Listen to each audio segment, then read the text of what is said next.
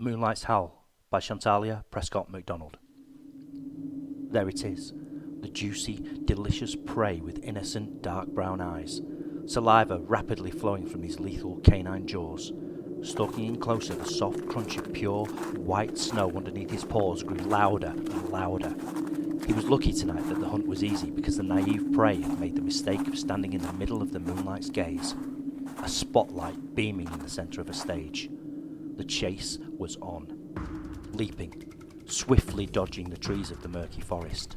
Sprinting as fast as he could, the wolf was desperately trying to get a hold of the deer that was striving to stay ahead of him. With every attempt that he had made, it quickly got shot down with failure.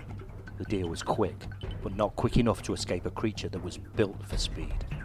The wolf had powerful hind legs that helped him leap for his prey. Eyes were equipped with highly specialised binoculars that could transfer to night vision instantly. Eyes that were 5 times better than the average human. Fur so thick that someone from a distance would mistake him for a sheep covered in wool. But the ones who saw him never returned to tell the tale. Canine jaws could snap bones in an instant.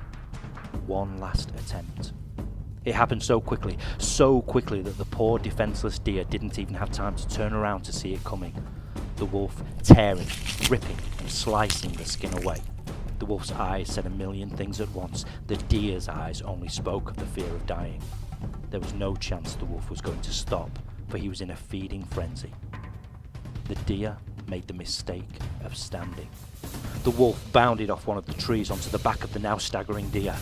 The wolf had intentions and he wasn't giving them up just because he felt guilty. His eyes locked on a specific part of the deer's body. The wolf growled. He struck his jaws at one spot. He hooked them onto the bloody, torn, skinless but tasty, delicious, juicy neck. One last breath. The meal was demolished. The wolf set off with a gallop in search of another meal to stick his bloody teeth into before time ran out for the night. Too late. One last goodbye howl to the moon. It didn't really sound like a howl, more like a long cry.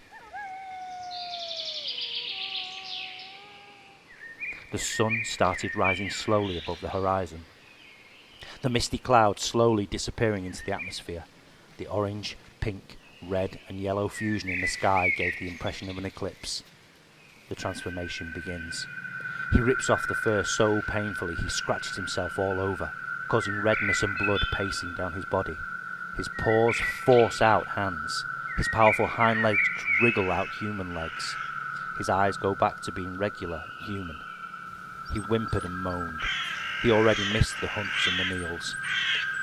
He staggered towards the edge of the forest that he had once roamed at night, stumbling towards his hometown, checking every corner to make sure nobody had seen him.